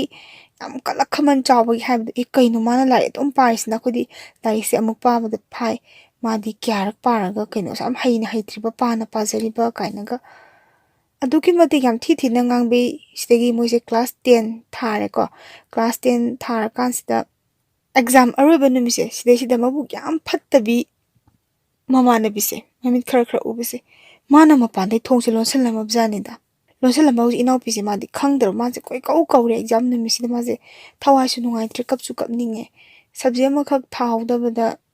ꯑꯗꯨꯝ ꯐꯦꯜ ꯇꯥꯗꯣꯏꯅꯦꯕꯀꯣ ꯃꯥꯅ ꯀꯟꯅ ꯂꯥꯎꯕꯁꯤꯗ ꯃꯣꯏꯒꯤ ꯋꯥꯔꯗꯦꯟꯁꯦ ꯃꯃꯤꯁꯤꯅ ꯊꯣꯡꯁꯦ ꯍꯥꯡꯇꯣꯛꯑꯦ ꯑꯗꯨꯒ ꯅꯪ ꯊꯣꯡꯁꯦ ꯀꯅꯥꯅ ꯂꯣꯟꯖꯜꯂꯤꯅꯣ ꯈꯣꯠꯂꯤꯅꯣ ꯁꯤꯕꯣꯅ ꯍꯪꯕ ꯀꯥꯟꯁꯤꯗ ꯃꯥ ꯈꯪꯉꯦꯕ ꯉꯁꯥꯏꯒꯤ ꯃꯕꯨꯛ ꯌꯥꯝ ꯐꯠꯇꯕꯤ ꯃꯃꯥꯟꯅꯕꯤꯁꯤꯅꯗꯤ ꯑꯣꯏꯗꯣꯏꯅꯦꯕ ꯃꯥ ꯈꯪꯗꯦꯅ ꯍꯥꯏꯗꯤ ꯑꯦꯛꯖꯥꯝꯁꯨ ꯂꯣꯏꯗꯣꯔꯦ ꯈꯠꯅꯕꯁꯨ ꯅꯨꯡꯉꯥꯏꯇꯕꯒꯤ ꯃꯥꯅ ꯈꯪꯗꯦꯅ ꯈꯨꯝꯃꯒꯀꯣ ꯃꯣꯏ ꯃꯃꯤꯁꯤꯅꯀꯣ ꯃꯥꯁꯦ ꯊꯤꯜꯂꯦ ꯑꯇꯩꯗꯤ ꯂꯣꯏ ꯆꯠꯈ꯭ꯔꯕꯅꯤ나 ꯃꯥꯁꯦ ꯊꯤꯟꯕꯤꯔꯒ ꯁꯨꯃꯥꯏꯅ ꯑꯦꯛꯖꯥꯝꯁꯦ ꯊꯥꯔꯛꯏ ꯃꯣꯏꯒꯤꯗꯤ 10 ꯑꯦꯛꯖꯥꯝꯁꯦ ꯂꯣꯏꯕꯒ ꯑꯗꯨꯝ ꯌꯨꯝꯗ ꯂꯩ ꯍꯥꯏꯌꯦ ꯑꯩꯈꯣꯏꯒꯤ ꯃꯈꯥ ꯁꯦꯀꯦꯟꯗꯔꯤ ꯇꯝꯗꯕꯁꯤꯗꯤ ꯌꯨꯝꯗ ꯂꯩꯔꯒ ꯇꯝꯅꯕ ꯃꯥꯜꯂꯦꯕꯀꯣ ꯃꯥꯁꯨ ꯌꯨꯝꯗ ꯂꯩꯔꯦ ꯁꯤꯗꯒꯤ ꯂꯥꯏꯔꯤꯛ ꯇꯝꯕꯁꯦ ꯃꯥꯕꯨ ꯄꯣꯛꯄ ꯕꯕꯥꯅꯗꯤ ꯀꯌꯥ ꯇꯝꯍꯟꯅꯤꯡꯗꯦ ꯐꯤ ꯁꯥꯔꯤꯁꯦ ꯅꯃꯥꯅ ꯁꯤꯗ ꯂꯪꯆꯥꯛ ꯆꯥꯛꯒꯗ ꯑꯣꯏꯔꯁꯨ ꯃꯇꯦꯡ ꯄꯥꯡꯉꯨ ꯑꯗꯩ ꯏꯁꯩ ꯇꯝꯃꯨ ꯒꯥꯏꯅꯒ ꯁꯨꯝ ꯍꯥꯏꯕ ꯍꯥꯏꯇꯥꯔꯦꯅꯦ ꯇꯧꯕꯒꯤꯕꯨꯗꯤ ꯏꯃꯨꯡ ꯃꯅꯨꯡꯁꯦ ꯈꯔ ꯋꯥꯏꯀꯣ ꯑꯗꯩ ꯃꯥꯅꯁꯨ ꯈꯪꯗꯕ ꯃꯆꯥꯁꯦ ꯍꯌꯦꯡ ꯃꯆꯤꯟ ꯃꯅꯥꯎ ꯍꯥꯏꯕꯁꯤꯗꯤ ꯃꯆꯤꯟ ꯃꯅꯥꯎꯅꯤ ꯃꯥꯒꯤ ꯃꯔꯣꯝꯗꯣꯝ ꯂꯦꯞꯆꯕ ꯃꯇꯝ ꯑꯃ ꯂꯥꯛꯀꯅꯤꯗ ꯏꯆꯥꯁꯦ ꯃꯤꯃꯥꯟꯅꯗꯦꯀꯣ ꯀꯥꯏꯅꯒ ꯈꯟꯕꯁꯦ ꯌꯧꯗꯕꯒꯤꯔ ꯈꯪꯗꯦ ꯃꯄꯥꯅ ꯃꯥꯕꯨ ꯈꯔ ꯂꯥꯏꯊꯣꯛꯑꯦꯗ ꯃꯥꯅꯗꯤ ꯏꯁꯩꯁꯦ ꯀꯌꯥ ꯄꯥꯝꯗꯦ ꯇꯁꯦꯡꯅ ꯏꯁꯩ ꯍꯥꯏꯕꯁꯤꯃꯛꯇꯕꯨ ꯁꯤꯡꯒꯔ ꯑꯐꯥꯎꯕꯅ ꯄꯪꯐꯥꯎ ꯐꯥꯎꯖꯕ ꯋꯥꯅꯤ ꯃꯥ ꯃꯁꯥꯒꯤ ꯑꯣꯏꯅꯁꯨ ꯄꯥꯝꯗꯦ ꯃꯥ ꯃꯁꯥꯒꯤ ꯑꯣꯏꯅꯗꯤ ꯂꯥꯏꯔꯤꯛ ꯂꯥꯏꯁꯨꯁꯦ ꯑꯗꯨꯛꯀꯤ ꯃꯇꯤꯛ ꯐꯖꯅ ꯇꯝꯕꯁꯦ ꯄꯥꯝꯖꯩꯌꯦꯕꯀꯣ ꯑꯗ ꯃꯇꯝꯗꯨꯗꯀꯣ ꯑꯩꯅ ꯈꯟꯕ ꯋꯥꯈꯜꯁꯤꯅ ꯃꯄꯥꯗꯨꯅ ꯈꯜꯂꯝꯗꯣꯏꯁꯦ ꯑꯩꯈꯣꯏꯒꯤ ꯁꯤꯡꯒꯔ ꯏꯆꯦ ꯃꯟꯗꯥꯀꯤꯅꯤꯁꯦ ꯃꯥꯁꯦ ꯈꯣꯟꯖꯦꯜꯁꯨ ꯌꯥꯝ ꯐꯖꯩ ꯑꯗꯨꯒ ꯁꯤꯡꯒꯔꯁꯦ ꯌꯥꯝ ꯐꯥꯎꯋꯤꯗꯅꯀꯣ ꯃꯥꯅ ꯍꯩꯇꯕ ꯏꯁꯩꯁꯦ ꯂꯩꯇꯦ ꯇꯁꯦꯡꯅ ꯑꯗꯨꯛꯀꯤ ꯃꯇꯤꯛ ꯐꯥꯎꯋꯦ ꯑꯗ ꯃꯥꯗꯧꯅ ꯁꯛꯑꯒꯗꯤ ꯐꯥꯎꯔꯒꯗꯤ ꯍꯥꯏꯕ ꯋꯥꯈꯜꯂꯣꯟ ꯑꯃ ꯈꯜꯂꯝꯒꯅꯦꯕꯀꯣ ꯍꯧꯖꯤꯛꯀꯤ ꯏꯅꯥꯎꯅꯨꯄꯤꯁꯤꯒꯤ ꯕꯕꯥꯁꯤꯅ ꯁꯤꯈꯛꯅꯤ ꯃꯣꯏꯅ ꯎꯔꯤꯁꯦ ꯑꯗꯨꯒ ꯃꯤ ꯑꯃꯅ ꯃꯥꯅ ꯈꯜꯂꯤꯕ ꯋꯥꯈꯜ ꯅꯠꯇ꯭ꯔꯒ ꯃꯥꯅ ꯐꯥꯎꯔꯤꯕꯗꯣ ꯑꯗꯨꯗ ꯍꯣꯠꯅꯔꯛꯄꯗꯣ ꯍꯥꯏꯇꯥꯔꯦꯅꯦ ꯑꯩꯁꯨ ꯋꯥ ꯉꯥꯡꯕ ꯍꯩꯇ꯭ꯔꯦ ꯍꯣꯠꯅꯔꯛꯄꯗ ꯋꯥꯈꯤꯕ ꯃꯌꯥꯝꯗꯨꯗꯤ ꯈꯪꯕ ꯅꯠꯇꯦ ꯃꯣꯏꯗꯤ ꯐꯥꯎꯔꯦꯅꯦ ꯃꯣꯏ ꯃꯇꯧ ꯇꯝꯃꯨ ꯁꯤꯅꯤꯗ ꯍꯥꯏꯁꯦ ꯇꯁꯦꯡꯁꯤ ꯂꯥꯏꯔꯤꯛ ꯂꯥꯏꯁꯨ ꯌꯥꯝꯅ ꯌꯧꯁꯟꯗꯕꯒꯤꯔ ꯅꯠꯇ꯭ꯔꯒ ꯋꯥꯈꯜ ꯈꯟꯊꯕ ꯌꯧꯗꯕꯒꯤꯔ ꯑꯃꯗꯤ ꯑꯣꯏꯗꯣꯏꯅꯤ ꯏꯅꯥꯎꯅꯨꯄꯤꯁꯦ ꯃꯥ ꯃꯁꯥꯒꯤ ꯑꯣꯏꯅꯗꯤ ꯏꯁꯩꯁꯦ ꯀꯌꯥ ꯄꯥꯝꯖꯗꯦꯕꯀꯣ ꯂꯥꯏꯔꯤꯛꯇ ꯑꯗꯨꯝ ꯐꯖꯅ ꯍꯣꯠꯅꯅꯤꯡꯕ ꯁꯤꯗꯒꯤ ꯃꯥꯁꯦ ꯎꯄꯥꯏ ꯂꯩꯇꯦꯀꯣ ꯂꯥꯏꯔꯤꯛ ꯇꯝꯒꯅꯨ ꯍꯥꯏ ꯃꯄꯥꯅ ꯁꯤꯗꯩ ꯃꯥꯁꯦ ꯅꯨꯃꯤꯠ ꯍꯨꯝꯅꯤ ꯆꯔꯥ ꯍꯦꯜꯂꯕ ꯃꯇꯨꯡꯁꯤꯗ ꯐꯔꯦ ꯃꯄꯥꯁꯤꯅ ꯑꯗꯨ ꯌꯥꯝ ꯇꯝꯅꯤꯡꯉꯒꯗꯤ ꯇꯝꯃꯣꯅ ꯃꯥꯁꯦ ꯃꯈꯥ ꯇꯝꯃꯦ ꯔꯦꯟꯇ ꯂꯩꯕ ꯇꯥꯔꯦ ꯁꯤꯗꯒꯤꯗꯤ ꯃꯥꯁꯦ ꯉꯁꯥꯏꯒꯤ ꯃꯣꯏꯒꯤ 10 ꯐꯥꯎ ꯈꯛꯇꯅꯦ ꯍꯥꯏꯕꯀꯣ ꯕꯣꯔꯗꯤꯡꯗꯒ ꯊꯝ ꯈꯣꯠꯇꯅ ꯇꯧꯔꯤꯁꯦ 11 12ꯗꯤ ꯃꯣꯏꯁꯦ ꯃꯤꯠ ꯎꯕ ꯃꯤꯁꯤꯡꯁꯤꯒ ꯑꯗꯨꯝ ꯄꯨꯟꯅ ꯇꯝꯃꯤꯟꯅꯩ ꯍꯥꯏꯌꯦ ꯁꯨꯃꯥꯏꯅ ꯄꯨꯟꯅ ꯇꯝꯃꯤꯟꯅꯗꯕꯁꯦ ꯑꯩ ꯏꯁꯥꯒꯤ ꯑꯣꯏꯅ ꯀꯌꯥ ꯈꯪꯗꯦꯕꯀꯣ ꯇꯁꯦꯡꯅ ꯑꯩꯅ ꯇꯝꯖꯔꯛꯏꯕꯗꯨꯗꯗꯤ ꯃꯤꯠ ꯎꯗꯕ ꯃꯤ ꯇꯝꯃꯛꯄ ꯌꯥꯎꯗꯕꯅꯤꯅ ꯑꯩꯅ ꯈꯪꯗꯕꯅꯤꯅ ꯁꯣꯏꯈꯤ ꯂꯥꯟꯈꯤꯕ ꯌꯥꯎꯔꯁꯨ ꯃꯌꯥꯝꯅ ꯉꯥꯛꯄꯤꯌꯨ ꯁꯤꯗꯩꯁꯤꯗ ꯔꯦꯟꯇ ꯂꯩꯕꯁꯦ ꯀꯅꯥꯒ ꯑꯃꯨꯛ ꯂꯩꯃꯤꯟꯅꯕ ꯇꯥꯒꯦꯗ ꯃꯥꯁꯦ ꯉꯁꯥꯏꯒꯤ ꯃꯕꯨꯛ ꯌꯥꯝ ꯐꯠꯇꯕꯤꯁꯤꯒ ꯑꯃꯨꯛ ꯂꯩꯃꯤꯟꯅꯕ ꯇꯥꯕ ꯇꯁꯦꯡꯅ ꯃꯥꯗꯤ ꯃꯃꯤꯠꯇꯣ ꯈꯔ ꯎꯕꯅꯤꯅ ꯃꯥꯒ ꯅꯠꯇꯗꯤ ꯂꯩꯃꯤꯟꯅꯕꯁꯦ ꯑꯃꯨꯛ ꯌꯥꯔꯣꯏꯗꯧꯔꯤꯕ ꯁꯣꯝꯗ ꯃꯆꯤꯟ ꯃꯅꯥꯎꯁꯤꯡꯒ ꯂꯩꯃꯤꯟꯅꯕ ꯍꯥꯏꯔꯣ ꯊꯕꯛ ꯏꯪꯈꯥꯡ ꯂꯣꯏ ꯁꯨ ꯅꯣꯝꯃꯒ ꯍꯤꯡꯅꯕ ꯉꯥꯛꯇꯅꯤꯅ ꯊꯥꯗꯣꯛꯄꯁꯦ ꯌꯥꯔꯣꯏꯗꯧꯔꯤꯕ ꯃꯥꯁꯦ ꯐꯔꯦꯗ ꯑꯩ ꯂꯩꯃꯤꯟꯅꯔꯒꯦ ꯂꯥꯏꯔꯤꯛꯁꯤꯗꯕꯨ ꯇꯝꯃꯗꯤ ꯂꯥꯏꯔꯤꯛꯁꯤꯗꯕꯨ ꯍꯩꯔꯗꯤꯅ ꯃꯥꯁꯦ ꯎꯄꯥꯏ ꯂꯩꯇ ꯑꯗꯨꯝ ꯂꯩꯃꯤꯟꯅꯔꯦ ꯃꯥꯅ ꯗ꯭ꯔꯣꯒ ꯇꯧꯁꯟꯗꯅ ꯑꯗꯩ ꯌꯥꯅꯕ ꯆꯠꯂꯦꯕꯀꯣ ꯃꯥꯅ ꯁꯤꯗꯒꯤ ꯃꯥꯁꯦ ꯑꯩꯈꯣꯏꯒꯤ ꯆꯥꯛꯀꯁꯦ ꯃꯥꯅ ꯑꯃꯨꯛ ꯊꯣꯡ ꯑꯃꯗꯨꯅ ꯑꯃꯨꯛ ꯊꯣꯡꯒ ꯆꯥꯃꯤꯟꯅꯗꯅ ꯈꯣꯠꯇꯅ ꯃꯥꯅꯗꯤ ꯌꯥꯝ ꯐꯖꯅ ꯅꯨꯡꯁꯤꯅꯅ ꯂꯩꯃꯤꯟꯅꯩꯅ ꯈꯟꯖꯩ ꯁ꯭ꯋꯥꯏꯁꯤꯗ ꯑꯃꯨꯛ ꯀꯃꯥꯏꯅ ꯇꯧꯒꯦꯗ ꯀ꯭ꯂꯥꯁ 12 ꯀꯥꯔꯦ ꯁꯤꯗ ꯍꯧꯖꯤꯛꯀꯤ ꯃꯕꯨꯛ ꯌꯥꯝ ꯐꯠꯇꯕꯤ ꯃꯃꯥꯟꯅꯕꯤꯁꯦ ꯁꯤꯁꯤꯅ ꯅꯪ ꯅꯨꯄꯥ ꯑꯃ ꯈꯪꯅꯧꯁꯤꯅꯤꯗ ꯏꯅꯥꯎꯅꯨꯄꯤꯁꯤꯅꯗꯤ ꯑꯁ ꯇꯥꯅꯤꯡꯗꯦꯗ ꯑꯗꯨ ꯊꯣꯛ ꯃꯣꯛꯅꯤ ꯑꯣꯏꯁꯨ ꯑꯣꯏꯔꯣꯏꯗꯕꯗ ꯑꯗꯨꯝ ꯍꯥꯏꯖꯩ ꯍꯧꯖꯤꯛꯀꯤ ꯃꯃꯥꯟꯅꯕꯤꯁꯦ ꯁꯤꯁꯤꯅ ꯍꯥꯏꯔꯛꯑꯦꯕꯀꯣ ꯑꯣ ꯑꯩꯅ ꯍꯥꯏꯕ ꯌꯥꯗ꯭ꯔꯦ ꯅꯪꯅ ꯈꯨꯠꯀꯅꯦ ꯁꯝꯕꯤꯔꯣꯏꯗꯕꯅꯤ ꯑꯩꯅ ꯑꯗꯩ ꯁ꯭ꯀꯨꯜ ꯆꯠꯃꯤꯟꯅꯕꯗ ꯃꯥꯁꯦ ꯃꯈꯨꯠꯀ ꯁꯝꯕꯤ ꯈꯣꯠꯄꯤ ꯇꯧꯕꯗꯣ ꯍꯥꯏꯕꯗꯤ ꯎꯄꯥꯏ ꯂꯩꯇ ꯃꯥꯅ ꯅꯨꯄꯥꯁꯦ ꯈꯪꯅꯔꯦ ꯈꯜꯂꯤ ꯅꯨꯄꯥꯁꯦ ꯈꯪꯅꯕꯗ ꯑꯗꯨꯝ ꯑꯁꯦꯡꯕꯗꯣ ꯍꯥꯏꯗꯣꯛꯀꯦꯗꯅ ꯃꯥꯁꯦ ꯈꯜꯂꯦꯕꯀോ ꯁꯤꯗꯒꯤ ꯈꯪꯅꯔꯦ ꯃꯥꯁꯦ ꯈꯪꯅꯔꯒ ꯐꯣꯟ ꯄꯥꯏꯔꯦ ꯃꯇꯝꯁꯤꯗꯗꯤꯀꯣ ꯏꯅꯥꯎꯄꯤꯁꯦ ꯅꯨꯄꯥꯁꯤꯗꯀꯣ ꯃꯥꯅ ꯑꯗꯨꯝ ꯑꯁꯦꯡꯕꯗꯣ ꯑꯗꯨꯝ ꯍꯥꯏꯗꯣꯛꯑꯦꯕꯀꯣ ꯑꯩꯗꯤ ꯃꯤꯠ ꯎꯗꯦ ꯈꯣꯠꯇꯦꯅ ꯅꯨꯄꯥꯁꯤꯅ ꯑꯩ ꯈꯪꯉꯤ ꯀꯩꯅꯣ ꯑꯗꯨꯝ ꯈꯪꯅꯁꯤ ꯈꯣꯠꯅꯁꯤꯅ ꯍꯥꯏ ꯉꯁꯥꯏꯒꯤ ꯃꯃꯥꯟꯅꯕꯤ ꯃꯕꯨ ꯐꯠꯇꯕꯅ ꯈꯜꯂꯤꯁꯦ ꯍꯧꯖꯤꯛꯀꯤ ꯏꯅꯥꯎꯅꯨꯄꯤꯁꯦ ꯃꯥꯁꯦ ꯂꯥꯏꯔꯤꯛ ꯂꯥꯏꯁꯨꯁꯦ ꯑꯗꯨꯛꯀꯤ ꯃꯇꯤꯛ ꯊꯋꯥꯏ ꯌꯥꯎꯕ ꯌꯥꯝ ꯍꯩꯕꯅꯤꯅ ꯃꯥꯁꯦ ꯀꯃꯥꯏꯅ ꯃꯥꯡꯍꯟꯒꯗꯒꯦ ꯑꯩꯈꯣꯏꯒꯤ ꯇꯁꯦꯡꯅ ꯍꯥꯏꯔꯕꯗ ꯃꯉꯣꯟꯗꯒꯤ ꯀꯃꯥꯏꯅ ꯍꯦꯟꯒꯗꯒꯦꯅ ꯈꯟꯕꯗ ꯃꯥꯗꯤ ꯄ꯭ꯂꯥꯟꯁꯦ ꯑꯗꯨꯝ ꯁꯤꯜꯂꯒ ꯂꯩꯕꯖꯥꯠꯅꯤ ꯑꯗꯨꯅ ꯃꯥꯅ ꯅꯨꯄꯥꯁꯦ ꯀꯣꯏꯍꯟꯕꯅꯦꯕ ꯁꯤꯗꯒꯤ ꯃꯣꯏꯕꯥꯅꯤꯁꯦ ꯋꯥꯔꯤ ꯑꯗꯨꯝ ꯁꯥꯟꯅꯔꯦꯀꯣ ꯐꯣꯟꯗ ꯋꯥꯔꯤ ꯁꯥꯟꯅꯗꯅ ꯈꯣꯠꯇꯅ ꯇꯧꯋꯤ ꯅꯨꯄꯥꯁꯤꯅ ꯌꯥꯝ ꯀꯦꯌꯔ ꯂꯧꯕꯤꯀꯣ ꯂꯥꯏꯔꯤꯛ ꯀꯟꯅ ꯄꯥꯎ ꯑꯗꯒꯤ ꯍꯧꯖꯤꯛꯀꯤ ꯃꯕꯨꯛ ꯌꯥꯝ ꯐꯠꯇꯩ ꯃꯃꯥꯟꯅꯕꯤꯁꯦ ꯃꯥꯅꯒ ꯑꯗꯨꯝ ꯏꯅꯥꯎꯄꯤꯁꯦ ꯊꯟꯅꯕꯒ ꯃꯌꯨꯝꯗꯒ ꯑꯗꯨꯝ ꯐꯠꯆꯈꯤꯕ ꯃꯃꯤꯠꯇꯣ ꯈꯔ ꯎꯕꯅꯤꯅ ꯑꯗꯩ ꯃꯇꯝꯗꯒ ꯃꯊꯟꯇ ꯂꯩꯍꯧꯕ ꯃꯇꯝꯗꯒ ꯅꯨꯄꯥꯁꯤꯅ ꯅꯪ ꯅꯊꯟꯇ ꯇꯨꯝꯕꯗꯣ ꯀꯤꯅꯤ ꯑꯩ ꯐꯣꯟ ꯄꯥꯏꯕꯤꯒꯦ ꯈꯣꯠꯄꯤꯒꯦꯅ ꯌꯥꯝ ꯐꯖꯅ ꯃꯥꯕꯨ ꯀꯦꯌꯔ ꯂꯧꯕꯤ ꯑꯗꯒꯤ ꯌꯥꯝ ꯅꯨꯡꯁꯤꯅꯒ ꯍꯥꯏꯕꯗꯣ ꯅꯪꯗꯣ ꯃꯤꯠ ꯎꯗ꯭ꯔꯤꯗꯣ ꯑꯩꯉꯣꯟꯗꯒꯤ ꯑꯃ ꯄꯤꯔꯗꯤ ꯅꯪꯗꯣ ꯃꯤꯠ ꯎꯒꯗ꯭ꯔꯥꯅꯀꯣ ꯏꯅꯥꯎꯅꯨꯄꯤꯁꯤꯅ ꯍꯥꯏꯒꯦ ꯅꯪꯅ ꯑꯃ ꯄꯤꯔꯁꯨ ꯑꯩꯒꯤꯗꯤ ꯎꯔꯔꯣꯏ ꯎꯕ ꯁꯨꯡꯐꯪ ꯐꯪꯉꯔꯣꯏ ꯀꯥꯏꯅ ꯁꯨꯃꯥꯏꯅ ꯍꯥꯏꯔꯒ ꯋꯥꯔꯤꯁꯦ ꯅꯨꯡꯁꯤꯅ ꯁꯥꯟꯅꯔꯒꯀꯣ ꯅꯪ ꯎꯅꯕ ꯑꯩ ꯅꯣꯡꯃ ꯁꯣꯏ ꯂꯥꯛꯇꯣꯏꯅꯤ ꯈꯣꯠꯇꯣꯏꯅꯤꯒ ꯍꯥꯏꯔꯝꯃꯒ ꯏꯅꯥꯎꯄꯤꯅꯁꯨ ꯊꯥꯖꯍꯧꯔꯕ ꯍꯥꯏꯇꯥꯔꯦ ꯁꯤꯗꯒꯤ ꯊꯥ 3ꯒꯀꯣ ꯅꯨꯃꯤꯠ 4ꯅꯤꯒꯤ ꯃꯇꯨꯡꯗꯒꯤ ꯅꯨꯄꯥꯁꯦ ꯀꯌꯥ ꯄꯥꯎ ꯐꯥꯎꯔꯛꯇ꯭ꯔꯦ ꯏꯅꯥꯎꯅꯨꯄꯤꯁꯦ ꯃꯁꯥꯒꯤ ꯈ꯭ꯋꯥꯏꯗꯒꯤ ꯍꯩꯅꯕꯤ ꯂꯩꯖꯩ ꯃꯥꯗꯤ ꯁꯩꯔꯦꯡ ꯏꯕ ꯑꯗꯒꯤ ꯗꯥꯏꯔꯤꯁꯨ ꯃꯥꯗꯤ ꯄꯤꯁꯛ ꯄꯤꯛꯉꯩꯗꯒꯤ ꯗꯥꯏꯔꯤ ꯏꯕꯒꯤ ꯍꯩꯅꯕꯤꯁꯤꯁꯨ ꯑꯗꯨꯝ ꯂꯩꯔꯛꯑꯦꯕꯀꯣ ꯑꯗꯨꯒ ꯁꯩꯔꯦꯡꯁꯨ ꯌꯥꯝꯅ ꯑꯗꯨꯝ ꯏꯖꯔꯛꯑꯦ ꯃꯥꯁꯦ ꯏꯅꯥꯎꯅꯨꯄꯤꯁꯦ ꯃꯩꯆꯥꯛꯁꯦ ꯑꯃꯨꯛ ꯈꯥꯡꯉꯦ ꯁꯤꯗꯩꯁꯤꯗ ꯑꯃꯨꯛ ꯉꯁꯥꯏꯒꯤ ꯐꯖꯅ ꯋꯥꯍꯩꯁꯦ ꯍꯥꯏꯔꯝꯕꯁꯤꯗ ꯅꯨꯡꯗ ꯅꯨꯡꯁꯤꯔꯕꯣꯏ ꯃꯣꯏꯕꯨ ꯈꯟꯕꯤꯔꯕꯣꯏ ꯑꯃꯨꯛ ꯍꯦꯛ ꯈꯜꯂꯨꯕ ꯑꯗꯒꯤ ꯊꯥ 3ꯃꯨꯛꯀꯤꯀꯣ ꯃꯇꯨꯡꯁꯤꯗ ꯏꯅꯥꯎꯅꯨꯄꯤꯁꯤꯅ ꯑꯗꯨꯝ ꯃꯔꯛꯇ ꯐꯣꯟꯗꯤ ꯑꯗꯨꯝ ꯇꯧꯖꯕꯀꯣ ꯍꯟꯖꯟ ꯇꯧꯕꯗ ꯄꯥꯏꯔꯛꯄꯁꯨ ꯁꯨꯡꯄꯥꯏ ꯄꯥꯏꯔꯛꯇꯦ ꯑꯗꯨꯕꯨ ꯊꯥ 3ꯒꯤ ꯃꯇꯨꯡꯁꯦ ꯁꯤꯗꯩꯁꯤꯗ ꯑꯃꯨꯛ ꯇꯧꯋꯦ ꯐꯣꯟꯁꯦ ꯄꯥꯏꯔꯛꯑꯦ ꯑꯗꯩ ꯅꯨꯄꯥꯁꯤꯅꯀꯣ ꯀꯩ ꯂꯩꯒꯦ ꯈꯣꯠꯀꯦ ꯀꯥꯏꯅꯒ ꯍꯪꯉꯛꯄꯖꯥꯠꯅꯤ ꯏꯅꯥꯎꯄꯤꯁꯤꯅ ꯍꯥꯏꯌꯦ ꯃꯥꯁꯨ ꯁꯥꯎꯅꯤꯡꯕꯅꯤꯅꯀꯣ ꯀꯩꯅꯣ ꯅꯪ ꯈꯜꯂꯤꯁꯦ ꯑꯩ ꯃꯤꯠꯁꯦ ꯎꯗꯦ ꯈꯪꯅ ꯅꯪꯅ ꯑꯩꯁꯦ ꯅꯨꯡꯁꯤꯈꯤꯕ ꯅꯠꯇ꯭ꯔꯣ ꯅꯨꯄꯥꯁꯤꯅ ꯃꯔꯛꯁꯦ ꯐꯠ ꯊꯠꯂꯒꯀꯣ ꯑꯗꯨꯏ ꯋꯥꯗꯣ ꯇꯣꯛꯈ꯭ꯔꯣ ꯑꯩ ꯏꯇꯩꯃꯅ ꯀꯧꯔꯛꯑꯦ ꯍꯥꯏꯔꯒ ꯃꯥ ꯐꯣꯟꯁꯦ ꯑꯗꯨꯝ ꯊꯝꯈ꯭ꯔꯕ ꯃꯣꯏ ꯑꯅꯤꯒꯤ ꯋꯥꯔꯤꯁꯦ ꯃꯃꯥꯟꯅꯕ ꯑꯃꯅ ꯇꯥꯍꯧꯕ꯭ꯔꯥ ꯅꯠꯇ꯭ꯔꯒ ꯅꯨꯄꯥꯁꯤꯅ ꯁꯦꯡꯗꯣꯛꯑꯣ ꯍꯥꯏꯕ꯭ꯔꯥ ꯑꯗꯨꯃꯗꯤ ꯈꯪꯗ꯭ꯔꯦ ꯑꯗꯣ ꯉꯥꯏꯍꯥꯛ ꯂꯩꯔꯒ ꯅꯝꯕꯔ ꯑꯃꯗꯒꯤ ꯀꯣꯜ ꯂꯥꯛꯑꯦ ꯏꯅꯥꯎꯅꯨꯄꯤꯁꯦ ꯃꯥꯁꯦ ꯄꯥꯏꯈꯠꯂꯕ ꯖꯥꯠꯅꯦ ꯁꯤꯗꯩꯁꯤꯗ ꯅꯨꯄꯥꯁꯤꯒꯤ ꯃꯃꯥꯟꯅꯕꯁꯤꯅ ꯍꯥꯏꯔꯛꯑꯦꯕꯀꯣ ꯏꯆꯜ ꯅꯪ ꯂꯥꯟꯅꯗꯤ ꯂꯧꯒꯅꯨ ꯑꯩ ꯅꯉꯣꯟꯗ ꯀꯩꯅꯣꯝ ꯍꯥꯏꯒꯦ ꯅꯣꯏꯕꯥꯅꯤ ꯍꯧꯖꯤꯛ ꯋꯥꯔꯤ ꯁꯥꯟꯅꯕꯗꯣ ꯑꯩꯅ ꯇꯥꯍꯧꯕꯅꯦ ꯑꯗꯣ ꯃꯥꯗꯤ ꯑꯩꯈꯣꯏꯒꯤ ꯃꯥꯒ ꯑꯇꯣꯞꯄ ꯅꯨꯄꯤ ꯑꯃ ꯀꯣꯏꯔꯕꯅꯦ ꯅꯪ ꯋꯥꯈꯜ ꯌꯥꯝ ꯂꯥꯟꯅꯗꯤ ꯂꯧꯒꯅꯨꯗꯣ ꯅꯪ ꯃꯥꯒꯤ ꯋꯥꯈꯜꯁꯦ ꯊꯥꯗꯣꯛꯑꯣ ꯅꯪꯅ ꯑꯗꯨꯝ ꯋꯥꯔꯒ ꯂꯩꯕꯗꯨꯁꯨ ꯅꯨꯡꯉꯥꯏꯇꯦ ꯈꯣꯠꯇꯦꯅ ꯍꯥꯏꯕꯤꯔꯦ ꯑꯗꯣ ꯃꯤꯅ ꯑꯗꯨꯝ ꯍꯥꯏꯔꯛꯑꯕꯅꯤ ꯏꯅꯥꯎꯄꯤꯁꯤ ꯃꯥꯁꯨ ꯇꯨꯃꯤꯟꯅ ꯑꯗꯨꯝ ꯂꯩꯔꯤꯕ ꯃꯥꯁꯦ ꯅꯨꯡꯉꯥꯏꯇ ꯍꯣꯏ ꯍꯥꯏꯔꯒ ꯃꯩꯆꯥꯛꯁꯦ ꯌꯥꯝ ꯋꯥꯅ ꯈꯥꯡꯉꯦ ꯉꯁꯥꯏꯒꯤ ꯃꯃꯥꯟꯅꯕꯤꯗꯣ ꯃꯕꯨꯛ ꯌꯥꯝ ꯐꯠꯇꯕꯤꯗꯣ ꯃꯥꯅ ꯁꯤꯜꯂꯝꯃꯤꯁꯦ 12 ꯊꯥꯗꯣꯔꯦꯀꯣ 12 ꯊꯥꯗ ꯀꯃꯥꯏꯅ ꯐꯦꯟ ꯆꯠꯍꯟꯒꯗꯒꯦꯅ ꯈꯟꯕ ꯑꯣꯏꯗꯣꯏꯅꯤ ꯃꯥꯏꯁꯦ 12ꯀꯤ ꯑꯦꯛꯖꯥꯝ ꯃꯌꯥꯁꯦ ꯁꯤꯗꯩꯁꯤꯗ ꯏꯪꯂꯤꯁꯀ ꯁꯣꯁꯤꯌꯦꯜ ꯁꯥꯏꯟꯁꯀꯁꯦ ꯈꯔ ꯁꯣꯜꯂꯦꯅꯀꯣ 12ꯀꯤ ꯑꯦꯛꯖꯥꯝ ꯃꯌꯥꯁꯦ ꯁꯤꯗꯩꯁꯤꯗ ꯏꯪꯂꯤꯁꯀ ꯁꯣꯁꯤꯌꯦꯜ ꯁꯥꯏꯟꯁꯀꯁꯦ ꯈꯔ ꯁꯣꯜꯂꯦꯅ ꯏꯅꯥꯎꯄꯤꯁꯤꯅ ꯉꯁꯥꯏꯒꯤ ꯃꯃꯤꯠ ꯈꯔ ꯎꯕ ꯃꯃꯥꯟꯅꯕꯤ ꯃꯕꯨꯛ ꯌꯥꯝ ꯐꯠꯇꯕꯤꯗꯣ ꯁꯤꯁꯤꯗ ꯀꯣꯆꯤꯡꯗꯣ ꯆꯠꯃꯤꯟꯅꯁꯦ ꯂꯥꯛꯑꯣ ꯁꯤꯅꯤꯗ ꯃꯇꯝꯁꯤꯗꯀꯣ ꯃꯃꯥꯟꯅꯕꯤ ꯃꯕꯨꯛ ꯐꯠꯇꯕꯗꯤ ꯃꯥꯅ ꯃꯌꯨꯝꯗ ꯑꯃꯨꯛ ꯂꯩꯊꯣꯛꯈ꯭ꯔꯕꯅꯦ ꯑꯗ ꯑꯩ ꯄꯩꯁꯥ ꯂꯩꯇꯦ ꯈꯣꯠꯇꯦ ꯀꯥꯏꯅ ꯈꯨꯝꯃꯛꯑꯦ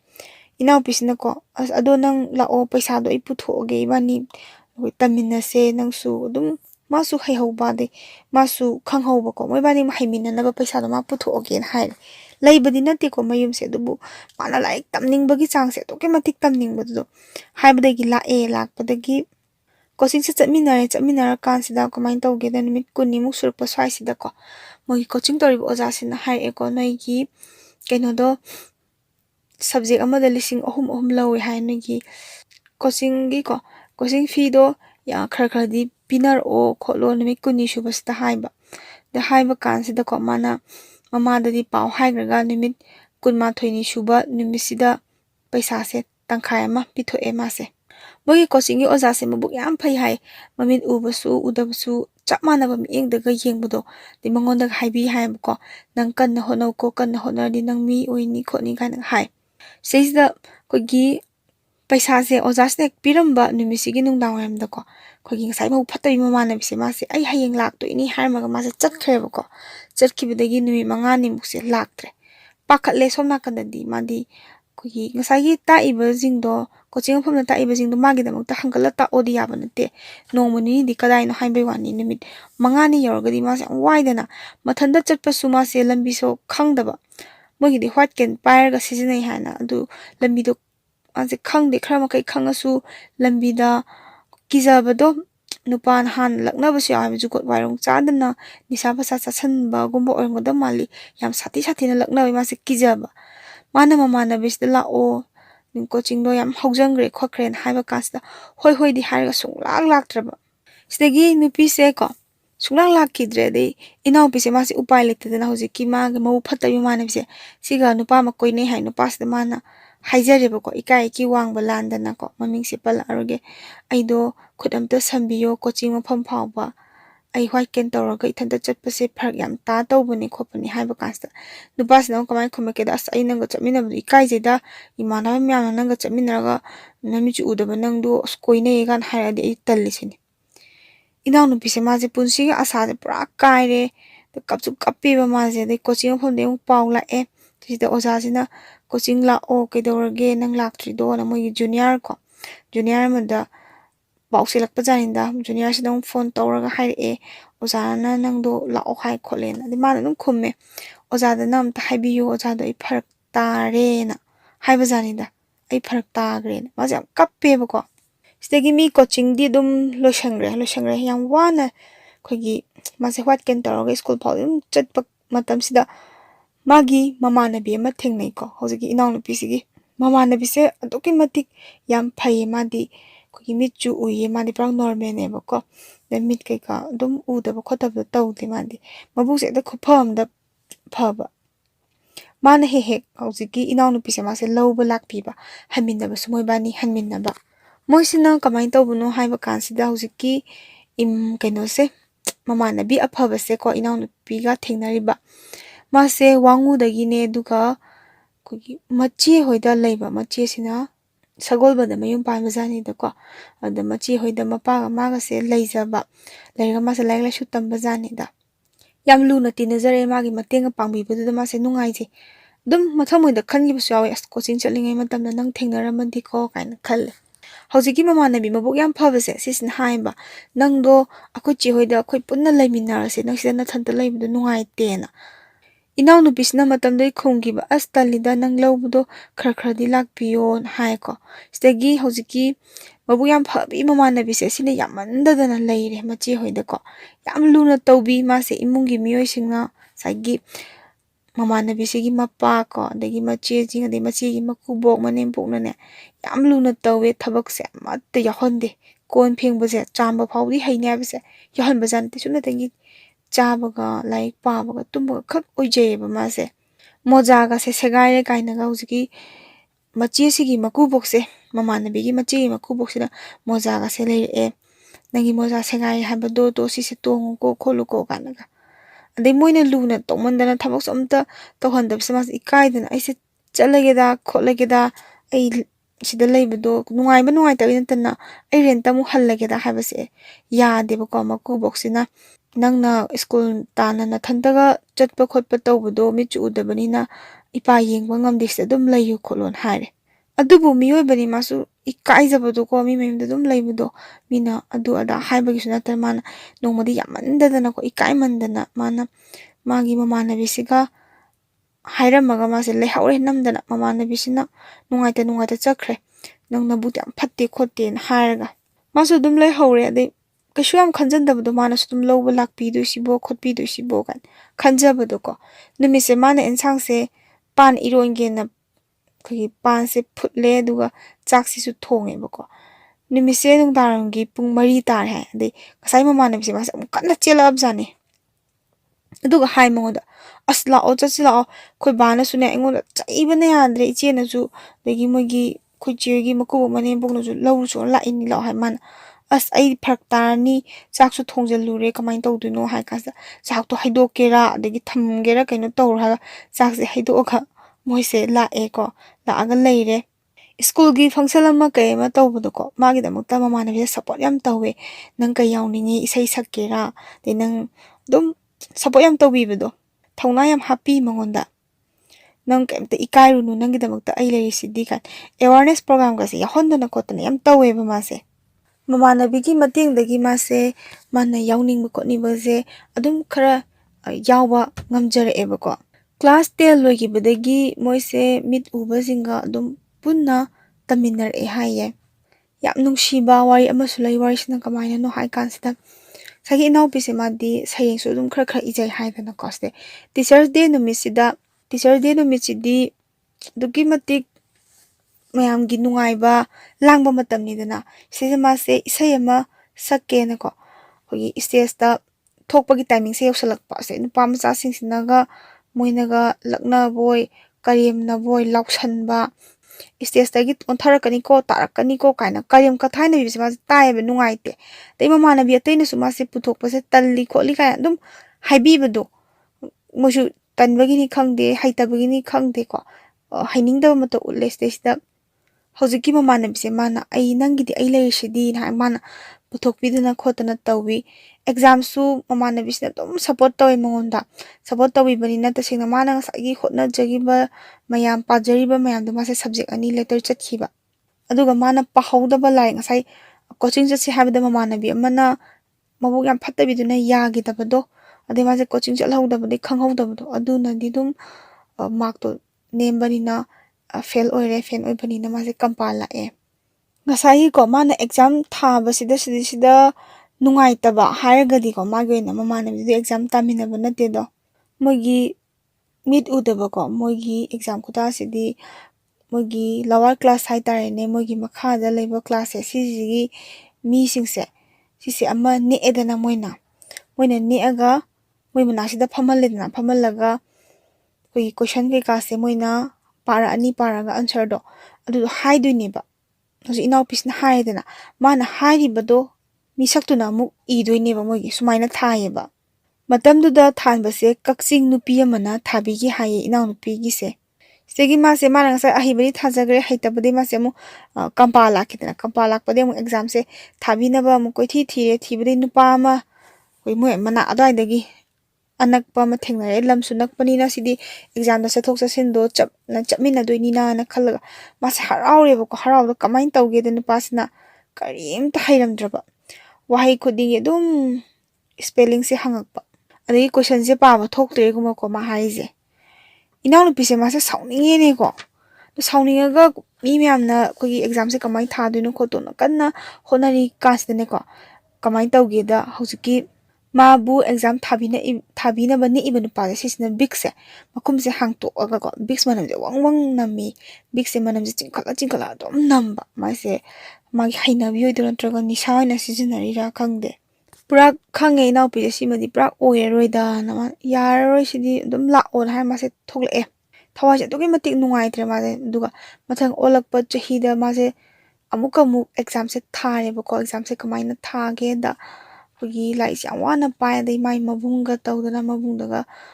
patholaga itholaga toba mabung sisu labu inkhang chatpa khotpa ko awa ma chayan ta sena thabuk se dum subani na mawda prak magi da mukta matam se hobdagi loiba phawba khotna binaba do ko kitang wat khiba sudaba suya de nom da suya de to adu yang wana di khotna jei mabung sina su yang wana mateng pangi duga inaw pina su yang wana khotna ko system nupi ama mong ne e ko exam tharam dai se olak pa jei sida stegi ma se exam se tharaga exam se yaure inaw nupi sigi magi baba na di ko imungi awa se dum uraga go like tamge da hainang na marola ma ko sawbudo na magi mateng pango suya de isai sa odia de ko di smai sum ngang ba ko adubu inaw pisna di like sam tamjaning bani na ko mase dum makha tamjare dausina kyamuk yamna yadage haiba kasta first semester gi exam thabse sigi numise onaram routine se mabung sina koi hatu yengam bajani da yengaga labuk tong chatkiba adu mane exam ne na chaluba numise sisina akogi fourth semester gi nimit oiramba mana thoiba subjects si manaramba duga fourth semester oiba enoi first semester gi di ngarang thokren hairaba सिदगी दु मासे B.Tech बोय करी बोय like तमबजे दुम तोखरे हाइदी होत याम होना जरगा लाइबक अमा इरै लेतबगी मोंग अमा तौबा दगी मोंदसु like तमु खोलोना support से कनाम तौदबनिना ममाना बुदी तौवे मागी दुबु बाबाना खरा ngang दगी के हानि मंगोंदा कोई वखल सुम हंतरपदो स्टे मासे तोखिबने मतम खरा लेरगा मासे कंप्यूटर तंबगी को फ्री दा कंप्यूटर तंबगी लइये हॉस्टल दनी लइसे को इम्फाल मनुंग दनी सा कस्टमर केयर गी को कोचिंग का जो तुम तौब खोटपा दे कोर्स का से यावदना खोटना था अहुंगिनी को स्टेसिदा आउटसाइड दा चटपगी अयाब खरदी लइ दुगा ओजा खरनदी को मगी कंप्यूटर ताकपीबा ओजा सिंग लइदना दगी कस्टमर केयर गी कोर्स तौदना खोटना तौरि मो ओजा खरदी दम मयामी ओजा खरनदी मासे आउटसाइड दा चट क्या बसे याबा दो खरनदी यादबा तसेंगना रिक्स तो यम चाउनी हाई बगिरा मामी चु उदबनीना खोतबनीना खन बगिरा मासे यम नुंगाइत्रे इमाना सुदुम हाई अस आई चित किया दबसे पेंदब फोंदोर अदी आई दुम पेंदब दुम फोंदोर कनी काइन मासे नुंगाइचते 2021 दा मासे CMST स्कीम से सितेगी चंगपा सेल से पैसा खरा सिना मासे लौथोग स्मार्टफोन अम लइरे लुपा लिसिंग 3,400 पी मतमदुदा लइसे सिदको एप्स अमा लइ हाई मैम सिजनबा यावदी खंगबिरमगनी इसै अमुक सक अगा खोलगा तुम लइबको एप्स हिंदी इसै औरसु मणिपुरी इसै तुम सकनी इसै मैत तुम सकपा याबा जानिदा सिदा मासे इसै सकपा खर खर हौवी हौजिकी इनाउपीसे सिदा कमाइन तौगे दा हौजिकी एप्स सिदा मेसेज सुम थाना बाय तारेने मेसेज थार इको नुपा अमा अदा इनाउनुपीसे मोइदी इनाउपीसनी मीट उदबनीना मोइना फोन से कमाइना सिजिनगे हाबा कांसिदा मोगी एप्स अमा लइ हाबको सिगी एप्स से कोई मयामना थारकपा मेसेज से मोइददी voice ओइना nganglakpa adudugi mateng na mose phone se sizinabane ba seista nupa sina tharko message se sona kaldi voice oina la abani ma khange na ko khangbadagi kogi khra khra dum message thana dana friend ama oina message thana dana khangna dana wari dum sanare 2022 gi ko me tha swai se si haurakpa swai sida nupa sina mongonda wam hair ebuko ai nongonda kainomdi hainingi sini now pisna dum khume kai wano nang haidu senako nubasna mu hai ebuko aina nangonda thariba message se nangdo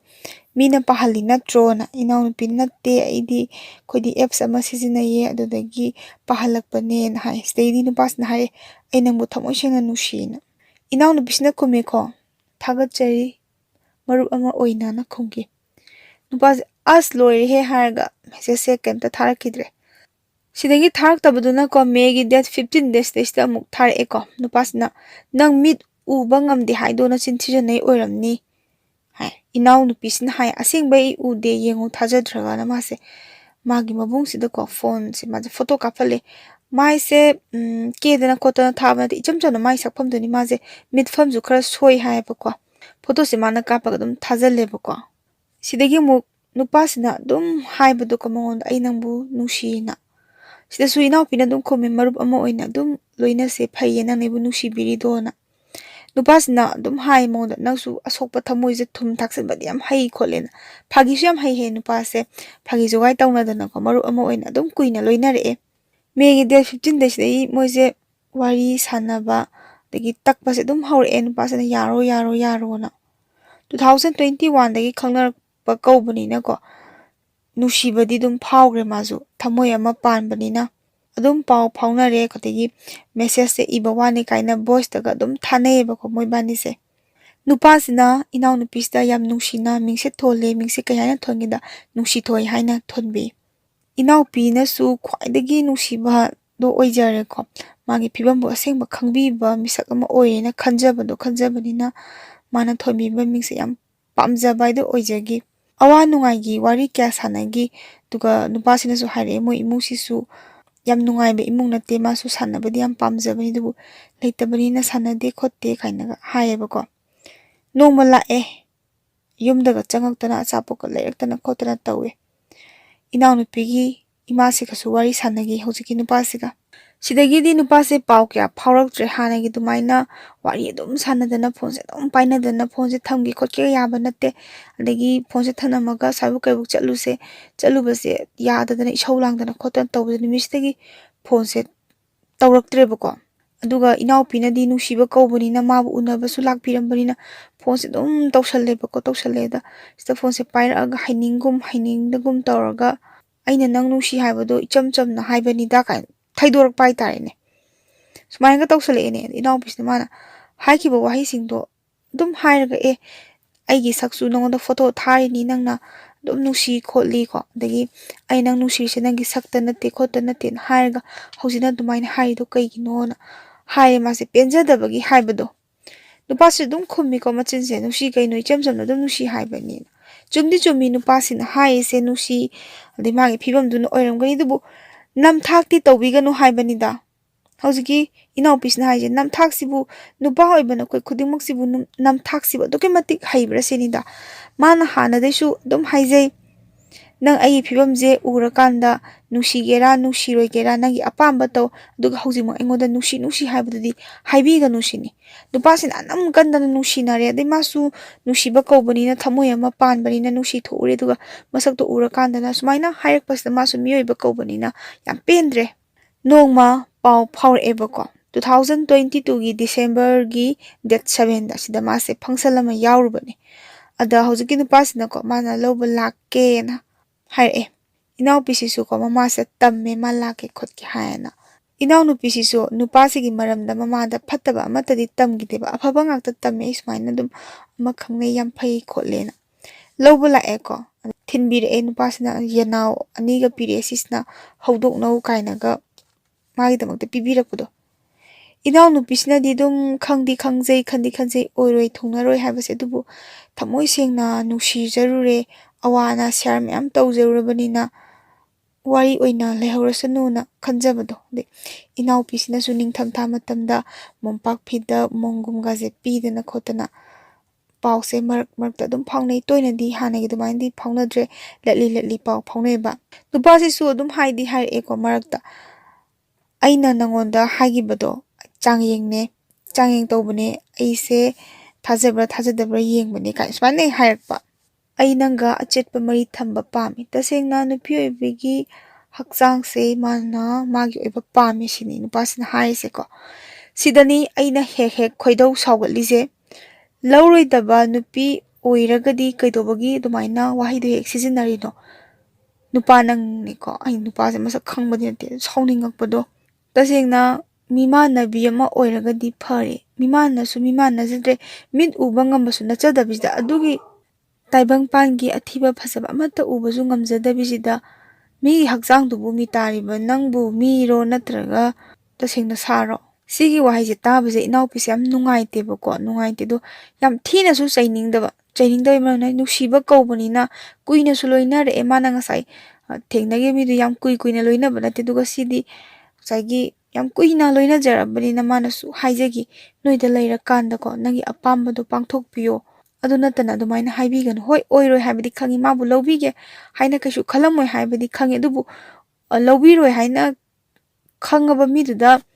ꯇꯁꯦꯡꯅ ꯅꯨꯡꯁꯤ ꯍꯥꯏꯗꯨꯅꯁꯨ ꯍꯛꯆꯥꯡ ꯀꯠꯊꯣꯛꯄꯗꯤ ꯅꯨꯄꯤ ꯑꯃ ꯑꯣꯏꯅ ꯄꯥꯝꯖꯗꯕꯗꯣ ꯑꯗꯨꯅꯦ ꯃꯥꯅ ꯍꯥꯏꯖꯔꯤꯁꯦ ꯅꯨꯄꯥꯁꯤꯁꯨ ꯑꯗꯨꯝ ꯍꯥꯏꯌꯦꯀꯣ ꯍꯥꯟꯅ ꯊꯝꯁꯦ ꯑꯗꯨꯒ ꯑꯩꯅ ꯑꯗꯨꯝ ꯂꯧꯕ ꯂꯥꯛꯑꯀꯥꯟꯗ ꯂꯣꯏꯔꯗꯨꯕꯣ ꯀꯥꯏꯅ ꯏꯅꯥꯎꯅꯨꯄꯤꯁꯤꯅꯀꯣ ꯑꯗꯨꯝ ꯊꯦꯝꯖꯤꯟꯖꯩꯌꯦꯕꯀꯣ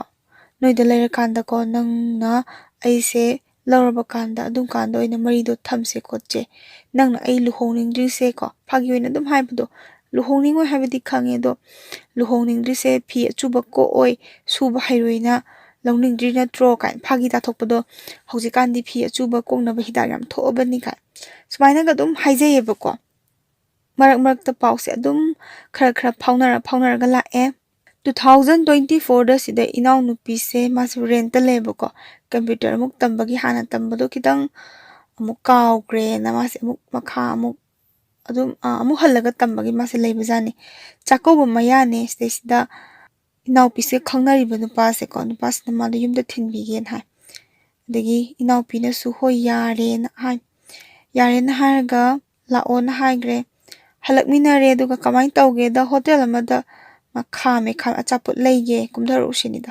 ꯏꯅꯥꯎꯄꯤꯁꯤꯅ ꯌꯥꯔꯦꯅ ꯍꯥꯏꯔꯒ ꯃꯥꯁꯦ ꯂꯥꯛꯃꯤꯟꯅꯔꯒ ꯂꯝꯍꯥꯡ ꯖꯒꯥ ꯑꯃ ꯂꯩꯕꯖꯥꯠꯅꯤ ꯏꯅꯥꯎꯄꯤ ꯍꯣꯏꯒꯤ ꯂꯝꯁꯦ ꯌꯧꯗ꯭ꯔꯤꯉꯩꯗ ꯂꯝꯍꯥꯡ ꯖꯒꯥ ꯑꯃ ꯂꯩ ꯁꯤꯗꯩꯁꯤꯗ ꯃꯥꯅ ꯒꯥꯔꯤꯁꯦ ꯈꯥꯝꯃꯒꯀꯣ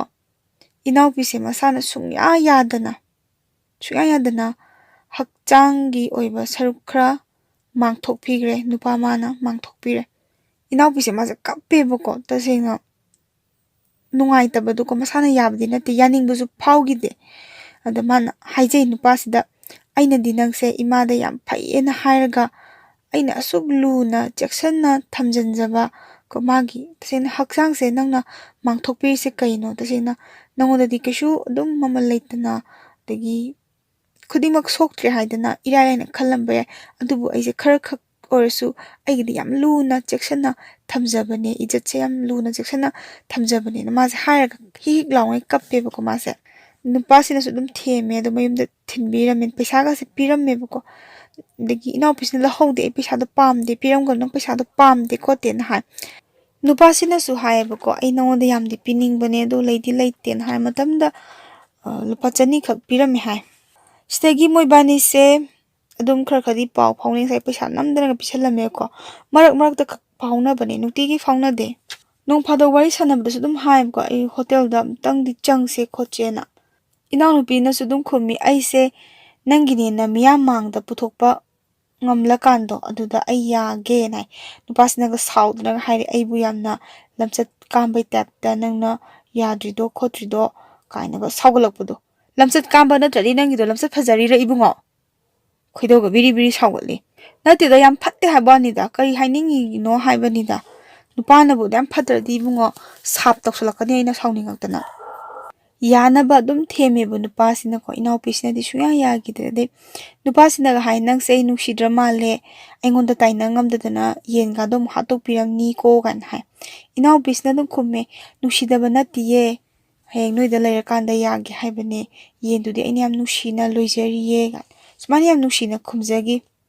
tha amamuk ko wari se dum khar khar dum sanarame oiroi khangbaira natraga nupasina ko talakpagira sagi khudong chabado lawgi suya yadabagi talakpagira kaigino lapthokre tha amamuk smaina marmarakta wari sanaraga ko stagi nupasina oiroi khangbaira kaigino natraga khudong chabado lawge haiba yadabagi oireroi khangakpaira lapthokre sigi nupase ko aina hainingbada ama leidane nokpa yare tondang ku thobodo sidi sap tawba yare sidi tasen sap tawba fasana yaraba nupani se khara khara thaptokhibadagi ko inaupise phonga tawda ai miga leiye dei thabak tawri khotli leithorak pai tarene aina khangna tawrake nang hanjan hanjan tawsalakanu kani haibirakpa inaunupise ju ko nungsijaba kawbina mano ina haijagi bako nahangano inghanganu ko smainaga yamna care oina lawjai ko nupasina lawbirakadra harga mano oina lawrae mabu khangbiba ko hoji inaupise bu khangbiba awaba ko manamanaga chai nangna tawrido nusibadi nusibane do nangido nonjara koiba kawi ko adu tawnu khonugan hai masu khangi loinama khangi dubu nusiba kawrubanina upai leitabado sungdau tawroktre phone se ko inaupisu ikai masu ko nungaitaba hai gadra ko ikai jaba phaw mana message oina thai ko nangna wa ngakpado ngamloidaba oiragadi kaigi nusiba wa mayamama engonda hairino ibanigi marakta lalise kanano aidi aigi phibamse nangoda loin haigibane da nangna sise khangaga nusibi haina aina khanjarubane nangsu nusi haina haigibane khokibane ibanigi marakta lalise kanano kamase thajeida nupasina ko chaireba ko chaire mathongmanom khangdana wayam ngangido kaigino kana ma hairak paitai adagi paw phawnadre de khara la message thare nupasina ko ai nupi ma paw phawnaiye masaksu yam phajai khole kaina ko adubu pamdida kaina gam hairakpado maisang usitrini tasengna nupase sigi nupase ai yoiba maikai dagi haijaramge tasengna nangna tawruba thabak khudingmakta ko ibung oidoira ipa oidoira inaunupi oirabanina inaunupi koinabse ipa in haijarag ipa ibungo nangna tawruba thabak khudingmakta haitarene khogi loiramdai da ko mai paamdai haitar mai paamdai da nangse mai thibu oyu aigi boragi mi oina poko tyam minusi khangdaba stegi inaupise saudana mase phone tawe da paire ko ada nupasna haire ko thabak chilingai da aise nangna phone toksala ise kan hai inaupise nungaita haire nangna message thanai haidane nupi amana hai nupasna hai ai da doi nangonda haire sidi adu nang nusibai natro kan sumaina ga hai bako de inaupise saudana haire ꯑꯗꯨꯗꯤ ꯅꯪꯅ ꯑꯩ ꯅꯨꯡꯁꯤ ꯍꯥꯏꯁꯤꯗꯤ ꯍꯣꯇꯦꯜꯗꯒ ꯆꯪꯉꯒ ꯑꯩꯁꯦ ꯄꯨꯁꯜꯂꯒ ꯃꯥꯡꯍꯜꯂꯒ ꯈꯔ ꯂꯩꯔꯒ ꯅꯪꯅ ꯅꯨꯄꯤꯗꯣ ꯆꯦꯟꯈ꯭ꯔꯀꯥꯟꯗ ꯂꯥꯏꯕꯛꯇ ꯇꯝꯃꯝꯗ꯭ꯔꯦ ꯁꯤꯅꯤꯅꯦ ꯅꯪꯅ ꯍꯥꯏꯗꯣꯏꯁꯦ ꯀꯥꯏꯅ ꯍꯥꯏ ꯅꯨꯄꯥꯁꯦ ꯅꯣꯛꯑꯦꯕꯀꯣ ꯁꯤꯁꯤꯗ ꯐꯥꯒꯤ ꯑꯗꯨꯝ ꯇꯥꯊꯣꯛꯄ ꯍꯥꯏꯇꯥꯔꯦ ꯃꯤꯅ ꯊꯃꯣꯏ ꯁꯣꯛꯅ ꯊꯃꯣꯏꯗꯒꯤ ꯑꯁꯦꯡꯕ ꯊꯣꯔꯛꯄ ꯋꯥꯍꯩꯗꯣ ꯀꯔꯤꯝ ꯀꯛꯊꯥꯏꯅꯔꯤꯔꯥ ꯅꯠꯇ꯭ꯔꯒ ꯑꯁꯦꯡꯕ ꯑꯆꯨꯝꯕꯗꯣ ꯍꯥꯏꯔꯛꯄꯗ ꯏꯀꯥꯏ ꯈꯥꯡꯒꯤ ꯅꯣꯛꯏꯔꯥ ꯀꯣ ꯏꯀꯥꯏ ꯈꯥꯡꯕꯗꯒꯤ ꯅꯣꯛꯄ ꯃꯥꯜꯂꯦ ꯑꯗꯨꯃꯥꯏꯅꯒ ꯅꯣꯛꯇꯅ ꯈꯣꯠꯇꯅ ꯇꯧꯋꯤ ꯁꯤꯒꯤ ꯃꯇꯨꯡꯗꯒꯤꯗꯤ ꯐꯣꯟꯁꯦ ꯁꯨꯡꯄꯥꯏ ꯄꯥꯏꯔꯛꯈꯤꯗ꯭ꯔꯦ ꯃꯦꯁꯦꯖꯁꯨ ꯍꯜꯂꯛꯈꯤꯗ꯭ꯔꯦ ꯑꯗꯨꯕꯨ ꯏꯅꯥꯎꯅꯨꯄꯤꯁꯤꯅꯀꯣ ꯑꯃꯨꯛꯇꯪꯗꯤ ꯄꯥꯎ ꯐꯥꯎꯅꯅꯤꯡꯉꯦꯀꯣ ꯇꯁꯦꯡꯅ ꯃꯥꯕꯨ